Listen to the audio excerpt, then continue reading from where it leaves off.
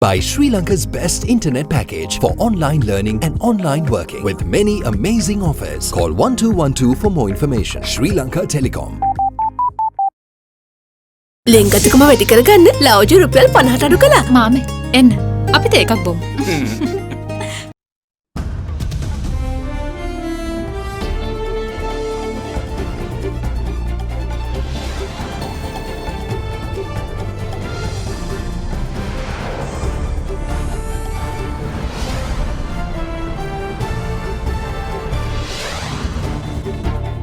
Tonight, confusion reigns. Former National Intelligence Chief Sisira Mendis reveals the confusion and latent lack of responsibility over foreign intelligence warnings. A fresh look. 20th Amendment Review Committee hands over final recommendations to Prime Minister Mahinda Rajapaksa. Potshot. UN Human Rights High Commissioner Michelle Bachelet takes aim again at Sri Lanka. The proposed 20th Amendment of the Constitution may negatively impact on the independence of key institutions, including the National Human Rights Commission. Working policies. Central bank reports show country's trade deficit narrowing in July on the back of continued import restrictions. All that and much more coming up on First at 9. This Tuesday, the 15th of September, 2020. Nava Sunlight Sakura. Then Dikukal Pavatina Sakura Mal Suandin. From AdaDerana, this is AdaDerana First at 9. Live from Studio 24 in Colombo. Good evening and welcome to First at 9. I'm Dhammik Ekanaika. Let's start with your local stories. The Presidential Commission of Inquiry investigating the Easter Sunday terror attacks heard evidence yesterday from two former intelligence service chiefs, namely Senior DIG Nilantha Jayawardena and retired DIG Sisira Mendis. During their individual testimonies, the subject of whose responsibility it was to take up the foreign intelligence warning of an imminent attack at the intelligence coordination meeting chaired by the Defence Secretary was disputed by both parties. It led to implications that the national security establishment was left without clear leadership. Former Chief of National Intelligence, retired Deputy Inspector General of Police Sisira Mendis, testified before the Presidential Commission of Inquiry probing the Easter Sunday terror attacks for the fifth day yesterday. During the proceedings, Mendis was questioned on the letter of forewarning sent by Director of State Intelligence Nilantha Jayawardena. The former Chief of National Intelligence told the Commission that he received the letter marked top secret in the morning on the 8th of April in 2019, and it noted a possible imminent attack by National Tawhid Jamaat led by Zahran Hashim. When the state's Additional Solicitor General asked the witness to divulge his religious faith, Mendis said that he is a devout Buddhist and his spouse is a Roman Catholic. Mendis was then questioned on the steps taken upon learning from the letter on the 8th of April that important churches could be targeted. The former National Intelligence Chief said, quote, "As soon as I received the letter in the morning on the 8th of April, I tried to meet with Defence Secretary Hermesiri Fernando, but it was futile. However, I was able to meet him in the evening. During that meeting, I informed him of the foreign intelligence which raised a possible attack on churches. He said, let's make Nilantha raise this during tomorrow's intelligence coordination meeting," unquote. The Additional Solicitor General then asked the witness whether the Director of State Intelligence was informed of it. Mendis replied, quote, "I forgot to inform that. However, it is the responsibility of the Director of State Intelligence to raise the piece of intelligence which was first received by him," unquote. The Additional Solicitor General then raised the possibility of SIS Chief Nilantha Jayawardena expecting some instructions from the Chief of National Intelligence by forwarding the initial piece of intelligence as it is to Sisira Mendis. Former Chief of National Intelligence Sisira Mendis responded, quote, "Although I was the National Intelligence Chief, he was not under me. He was under the Defence Secretary. Hence, I don't know what instructions should be given to him. Besides, he is the most senior officer in charge of the country's main organisation which provides intelligence. He has never sought instructions from me," unquote. Meanwhile, former Director of State Intelligence Nilantha Jayawardena appeared before the Presidential Commission for the 23rd occasion, and he was cross-examined by President's Counsel Anura Maddegoda representing RGP Pujit Jayasundara. The witness was asked whether he did not get the impression that Catholic churches, frequented most by the people, could be targeted, since the initial foreign intelligence noted the possibility of an attack on important churches. Nilantha Jayawardena's reply was that he did have such an impression and thus informed the police department of the intelligence information. The chairman of the commission then asked the witness as to why was the term important churches contained in the initial piece of information revised to popular churches. Jayawardena then told the commission although such a change was made during his translation, copies of the initial piece of intelligence were attached to the documents forwarded to the Chief of National Intelligence and the IGP. He added he also informed that ringleader Zahran Hashim is linked to the Kathankudi blast prior to the Easter Sunday attacks. Jayawardena went on to say that had relevant officials taken the warning of a possible imminent attack contained in the 4th of April foreign intelligence seriously, they could have asked him whether it is the same Zahran mentioned in the foreign intelligence who is linked to the Kathankudi motorcycle blast. Yet he said that no one made such an inquiry prior to the attacks. Enjoy a very smooth shave with the Bic Easy 2 razor. Bic Easy 2. The report pertaining to the, or more like prepared by the 9-member committee appointed to review the draft bill of the 20th Amendment to the Constitution, was handed over to Prime Minister Mahinda Rajapaksa today. The report is also expected to be submitted to the Cabinet of Ministers during tomorrow's meeting. The 9-member committee appointed by Prime Minister Mahinda Rajapaksa to study the shortcomings of the draft bill of the proposed 20th Amendment to the Constitution met last evening at the residence of the committee chairman, Minister of Education Professor G.L. Pires. සමහර කාරණාවලදී අපි මත දෙකක් දරපු අවස්ථාවක් තියෙනවා. වැඩි කාරණා ගොඩකදීම එක මතයක් ඉඳගෙන කරුණු ඉදිරිපත් කළා තියෙනවා. අපි මේකෙන් බලාපොරොත්තු වෙන ප්‍රතිපත්තිය රාජ්‍ය පාලනයේ නිර්වෘල්ව පවත්වාගෙන යන්න පුළුවන් වීම. එක එක රාජ්‍ය නොවන සංවිධානවල NGO වලට මේ රටේ පාලනය අවුල් කරන්න බැරි කිරීම. ඒක රටේ ස්ථාවර භාවය සඳහා අවශ්‍යයි. ඒ අතරම යම් ප්‍රජාතන්ත්‍රවාදී අන්තර්ගතයන් අපි ආරක්ෂා කරගත යුතුයි. Accordingly, the report of the committee, which comprised of their observations and the conclusions, was handed over to the Prime Minister at the Temple Trees today. The committee members briefed the Prime Minister on what needs to be added and amended as identified by them during the review of the draft bill. The report is also expected to be tabled at the meeting of the Cabinet of Ministers scheduled for tomorrow. Now, Sri Lanka is once more in the crosshairs of the United Nations Human Rights Council, and this time over the island's proposed 20th Amendment to the Constitution. During its 45th session, High Commissioner for Human Rights Michelle Bachelet expressed concerns over what she termed negative impacts on independent institutions from the proposed amendments. The United Nations Human Rights Chief accused the Sri Lankan government of reneging on its human rights commitments to the Council after its withdrawal from the controversial Human Rights Council Resolution 30/1. UN High Commissioner for Human Rights Michelle Bachelet called on the Human Rights Council to give renewed attention to Sri Lanka, quote, in view of the need to prevent threats to peace, reconciliation and sustainable development, unquote.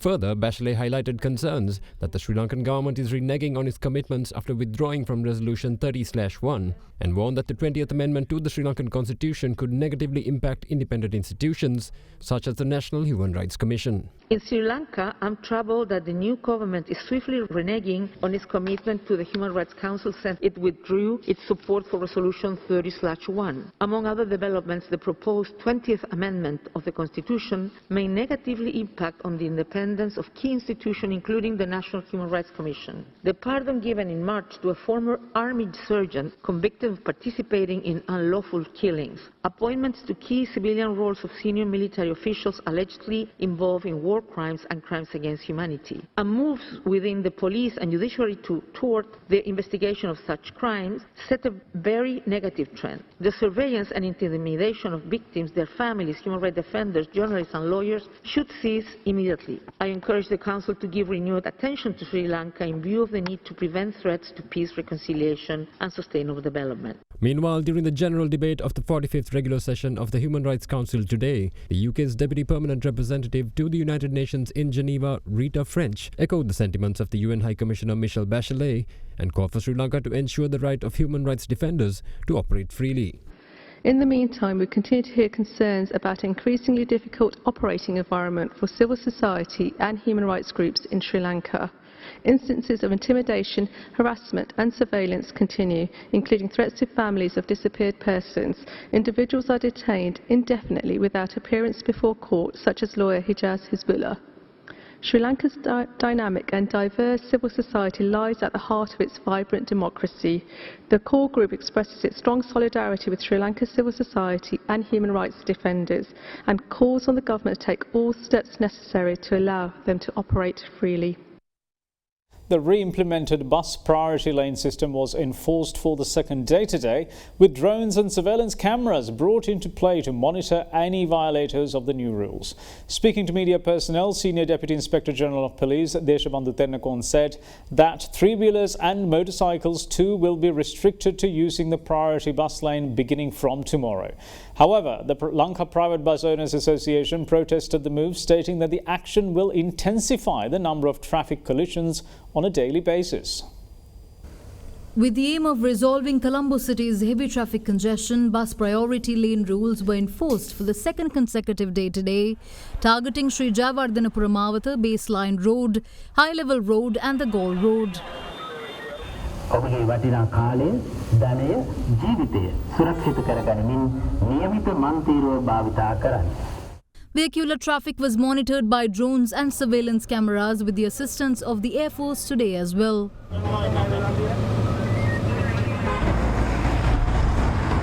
හොඳයි කියලා හිතනවා. තදපතේ අඩු වෙනවා.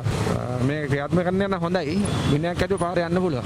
දැන් රාජගිරියේ ඉඳලා එන්න පැය භාගයක් ගියා. කිලෝමීටර් එකමාරක් විතර. කිලෝමීටර් 3මාරයි විනාඩි 45ක් ගියා. කියලා වැඩක් නැහැ මාත් හැමදාම මේ ලිජෝග්‍ය තමයි මේ දවස් ටිකේම. අද වගේ දවසක නම් අද පොඩ්ඩක් ට්‍රැෆික් අඩු වෙලා තිබ්බේ. මොකද මන්තිර නීතිය හොඳයිද? ට්‍රැෆික් එකට අවුලක් අඩු වෙනවා. මන්තිර නීතිය හොඳයිද? මන්තිර නීතිය හොඳයි මේක හැමදාම දිනනවා හොඳයි මේක ටිකටවත් වෙන්නේ නැහැ. මොකද මන්තිර නීතිය හොඳයිද? මන්තිර නීතිය කියාප්ප වෙන්නේ නැහැ නේද? අයියේ බස් ලේන්නේ බස් යන්නේ කාර් වීල් යන්නේ. Meanwhile, as of tomorrow, three-wheelers and motorcycles too will be restricted to the bus priority lane. Colombo නගරයට ඇතුළු වෙන සියලුම යතුරු ප්‍රතිකරුවන් සහ ත්‍රිවිල රිදුරන්ගෙන් ඉතාම කරුණාවෙන් ඉල්ලා සිටිනවා හෙට දවසේ පාරේ වම්පස තීරුවෙන් පමණක් ගමන් කරන්න අනිත් තීරු සියල්ලම අනික් වාහන වලට ඉඩකඩ ලබා දීලා. ඒ වගේම මේ අත්අදා බැලීම තුලින් කන්ටේනර් සහ බර වාහන මේ අධිපය කාලය තුල ගමන් කිරීමෙන් ඇතිවන බාධක සම්බන්ධව හඳුනගෙන තිනවා. ඒවා සම්බන්ධව අපි අදාළ අංශ සමග සාකච්ඡා කරන්න බලාපොරොත්තු වෙනවා. Objecting to the move, however, the Lanka Private Bus Owners Association cautions that three-wheelers and motorcycles being included in the bus priority lane will result in an increase in motor vehicle accidents. මේ සම්බන්ධයෙන් ලංකා පෞද්ගලික bus හිමියන්ගේ සංගමයේ දැඩි විරෝධතාවය පළ කරනවා. පොලිසියට එසේ කරන්න හැකියාවක් නැහැ. විශේෂයෙන් පැහැදිලිව කියන්න ඕන මේ ගැසට් කරලා තියෙනවා. මෙවැනි අත්නොමතික ක්‍රියාවලියක් පොලිසිය විසින් කරනවා නම් කරුණාකරලා අපි පොලිසියේ නිලධාරී මාතෘන්ට කියනවා අතිසාරට අමුඩ ගහන්න සූදානම් වෙන්න එපා කියලා. මොකද මේ ත්‍රිරෝද රථත් යතුරු පැදිත් මේ ප්‍රමුඛතා බස් රථ මාර්ගයට අනුයුක්ත කරොත් අනිවාර්යයෙන්ම රියානුතුරු සංඛ්‍යාව ඉහළ යනවා. විශේෂයෙන්ම එවැනි ක්‍රියාමාර්ගයක් කරොත් අපි අනිවාර්යයෙන්ම ප්‍රමුඛතා බස් මන්තිවරු ක්‍රමවේදයෙන් ඉවත් වෙන්න කටයුතු කරනවා.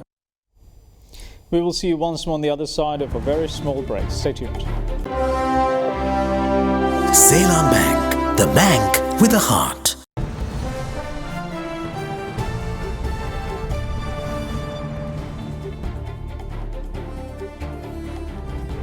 Welcome back. You're watching First at 9. Now, a suspect who was tried by the Colombo High Court for drug racketeering and possession of heroin was acquitted and released today. Delivering the verdict, Colombo High Court Judge Vikum Kaluarachi said that it is unfortunate to see that large-scale drug racketeers being released due to negligence and misconduct on part of the officers conducting raids. With that, let's take a look at the latest on Sri Lanka's war on drugs and the underworld.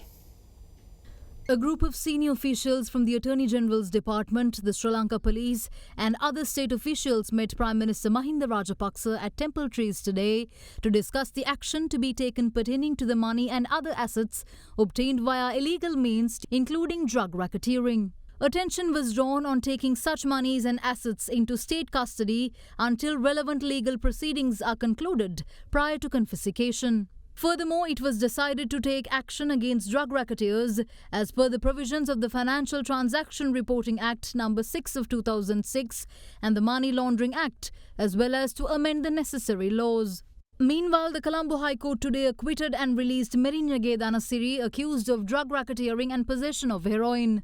Danasiri was arrested by the police STF on the 26th of September in 2012 near Town Hall in Colombo with 198.19 grams of heroin in his possession.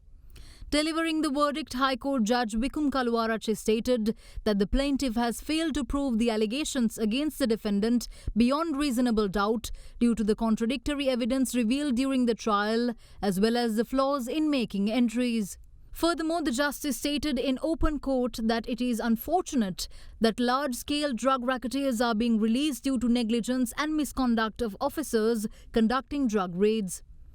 In the meantime, the police STF, Sri Lanka Army and Mana Police seized 52 kilograms of Kerala cannabis and 920 kilograms of turmeric, while the consignment was being transported in a lorry from Uliyankulam in Mana during a search operation conducted this morning following a tip-off. Furthermore, 1.725,000 rupees in cash and several foreign currency notes were also seized during the operation. The STF arrested 4 suspects over the incident, and it was also revealed that they had been involved in large-scale drug rackets. Elsewhere in Kalanimulla, the anti-corruption unit of the police Nugegura division arrested a suspect with 70 grams of heroin in his possession while transporting the stash in a vehicle. The arrested suspect, who is a resident in Vanathamulla, had operated this drug racket while residing at a rented house in Kalanimulla.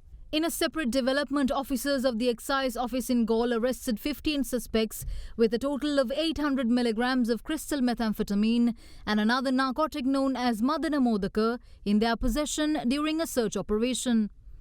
In another development, a 30-year-old suspect was arrested with 5.75 grams of heroin during a search operation conducted in the area of Muravatta in Moratuwa.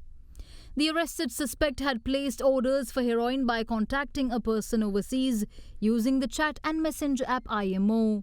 Furthermore, it was also revealed that the suspect uses the excess heroin himself. What's more, the entire family of the suspect was also remanded over charges of drug racketeering.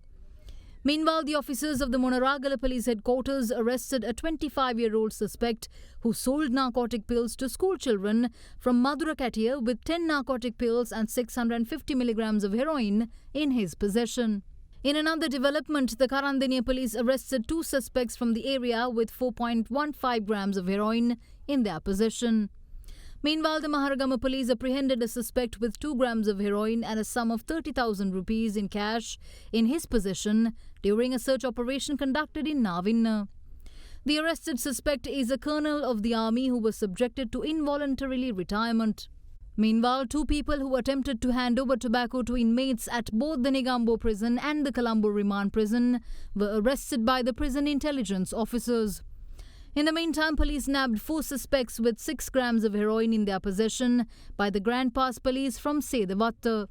In a separate development, the police STF seized a stash of weapons including a Glock 17, a A12 firearm and a locally manufactured firearm during a search operation conducted at a cinnamon field in Mitiagoda in Kalupe, owned by the remanded criminal Kalupe Ajit today. What's more, 2 SFG-87 hand grenades and 10 9mm cartridges were also seized during the operation. Now, the report compiled by the Government Analysts Department on seawater samples obtained from the vicinity of the stricken oil tanker MT New Diamond was handed over to the Marine Environment Protection Authority today. The samples were tested to ascertain the source of the leak, which caused the oil slick seen in the vicinity of the vessel. Revealing the content to media, Chairman of the Marine Environment Protection Authority, Attorney at Law Darshani Lahandapura, said that traces of the tanker's cargo, crude oil, was not found in the sample. Meanwhile, General Manager of the Marine Environment Protection Authority, Dr. Turney Pradeep Kumara, said that legal action can now be filed against the owners of the ship. A team of 9 persons led by the Marine Environment Protection Authority boarded the oil tanker MT New Diamond yesterday to obtain oil samples from the vessel. The tanker is currently 64 nautical miles offshore. According to the court order yesterday, samples were scheduled to be taken from the ship's fuel storage, but they could not be obtained due to safety reasons. Meanwhile, the Government Analysts Department today handed over the report on seawater samples obtained to ascertain the source of the leak which caused the oil slick to the Marine Environment Protection Authority today. රජයේ රස පරීක්ෂක දෙපාර්තමේන්තුවට යවුවා නැව තියෙන මුහුද අපටින් ලබාගත් ජල සාම්පල එහි වාර්තාවන් අපිට ලැබිලා තියෙනවා. එහි කියනවා ක්‍රූඩ් ඔයිල් ගණයට වැටෙන එහෙම නැත්නම් නැවේ ගෙනියමින් තිබුණු බොර තෙල් කාණ්ඩයට වැටෙන සංඝටක හොයාගන්නට ජල සාම්පල වලින් හැකියාවක් ලැබුණේ නැහැ කියලා. එකෙන් අපිට පේනවා බොර තෙල් වලින් කාන්දීමක් සිද්ධ වුණේ නැහැ කියන එක. ඒතර සභාපතිතුමනි ඒතර මේ ජලයට මුසු වෙලා තියෙන්නේ මොකක්ද මේ? ජලයට මුසු වෙලා තියෙන්නේ නැවේ එන්ජින් කාමරයේ තිබුණ නැව ගමන් කරන්න ඕන ඉන්ධන තියෙනවානේ. නැව ගමන් කරන්න ඕන උන ඉන්ධන වලට කියන බංක ඔයිල් කියලා. ඒ බංක ඔයිල් සහ නැවේ වෙන තැන්වල විසිරලා තියෙන තව තෙල් තියෙනවා මේ නැවේ එක කටයුතු සඳහා ඒවල මිශ්‍රණයක් වෙන්නට පුළුවන්. තෙල් වර්ගයක මොන තෙල් වර්ගයක් වුණත් දැන් අපිට ලංකාවේ වෙරළ තීරය සහ මුහුද මේ නැවෙන් තෙල් නිසා දූෂණය වෙලා කියලා දැන් ස්ථිර වෙලා තියෙනවා. මේ දැන් වාර්තාවත් අපිට ලැබුණ නිසා අපිට පුළුවන් මේ සම්පූර්ණ වාර්තාව අනුව නැවට විරුද්ධව අදාළ නීතිමය කටයුතු කරගෙන යන්න. We'll be back after this short break. Stay tuned.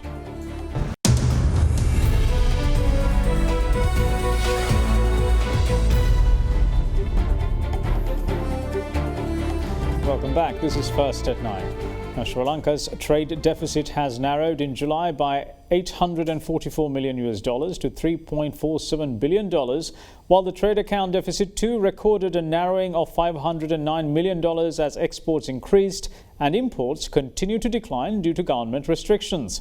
Meanwhile, cumulative tourism earnings remained at $956 million during the first 7 months of 2020, which accounts to a drop of 54.9% from the corresponding period of 2019.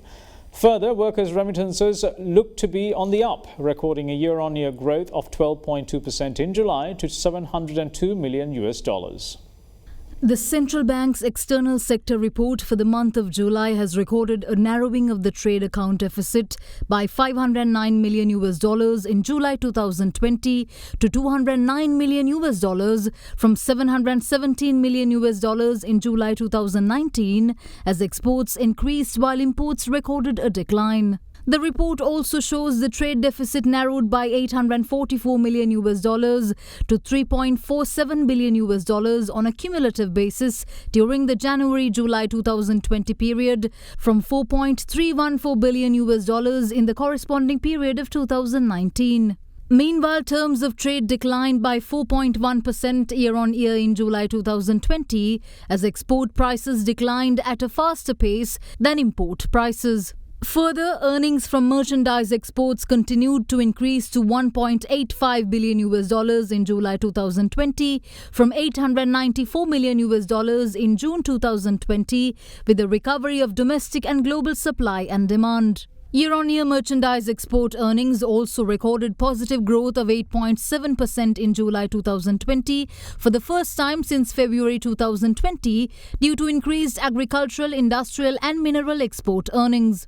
Meanwhile, tea exports saw a second month of positive earnings due to higher export prices and volumes compared to July 2019. Earnings from spices also increased due to higher export volumes in all spice subcategories.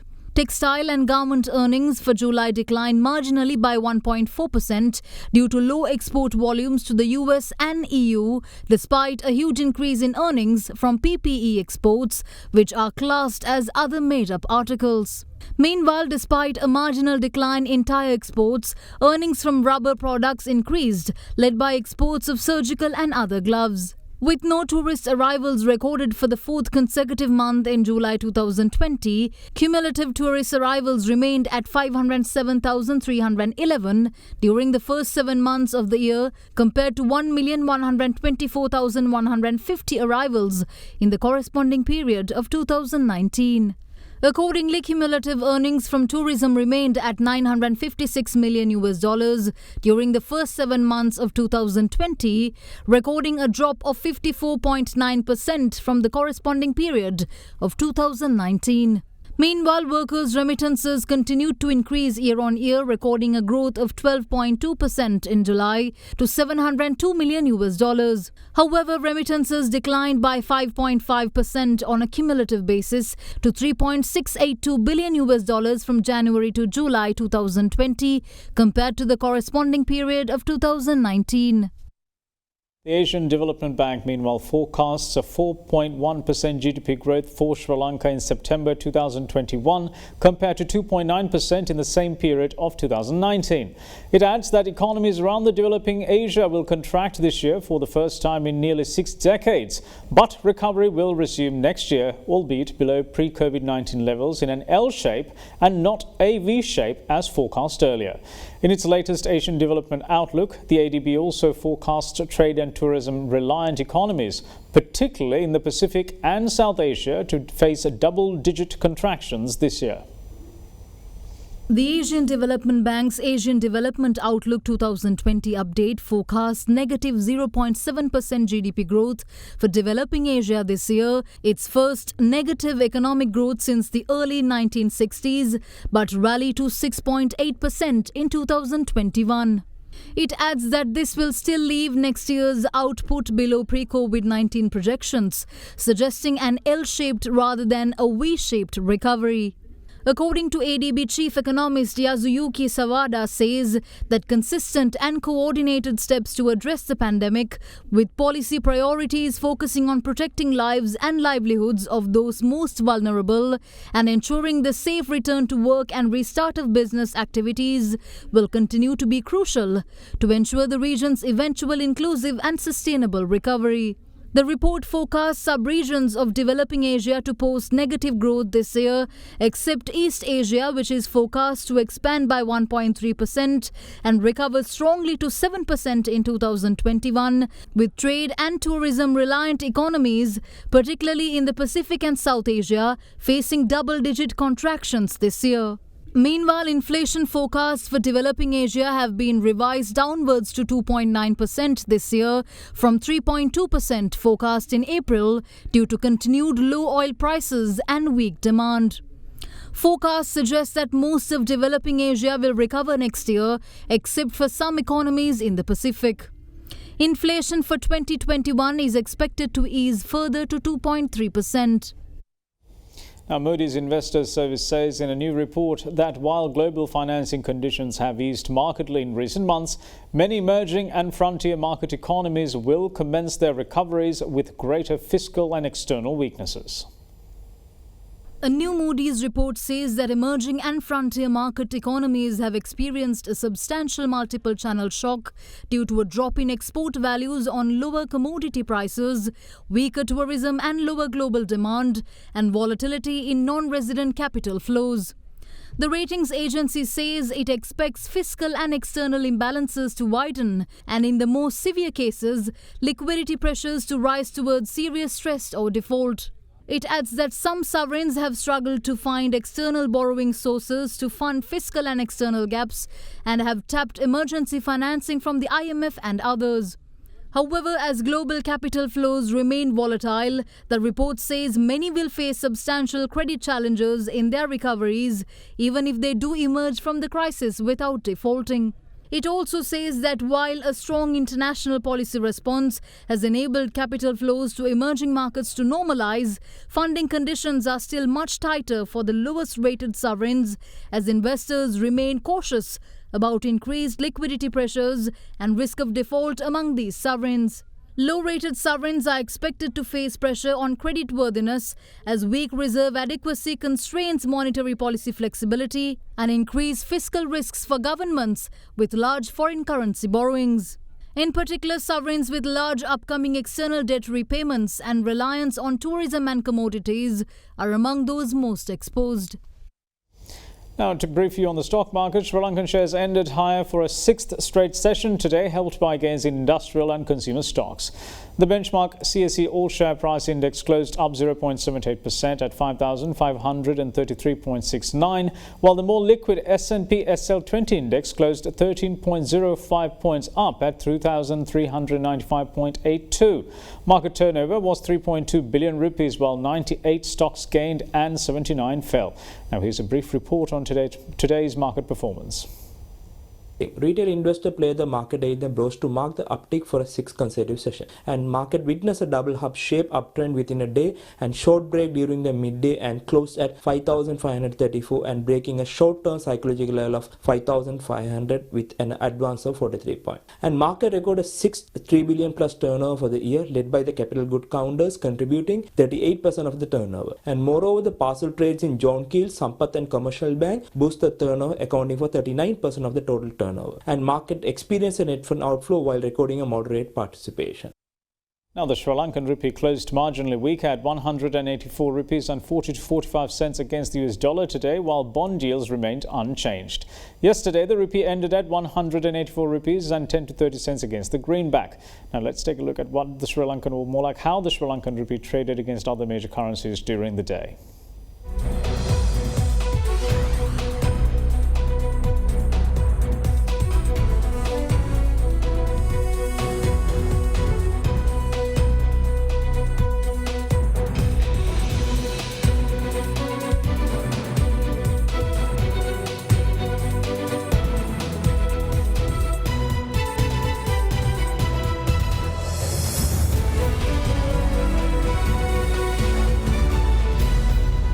And that's it from all of us here at First at 9. Thanks for watching. Bye-bye.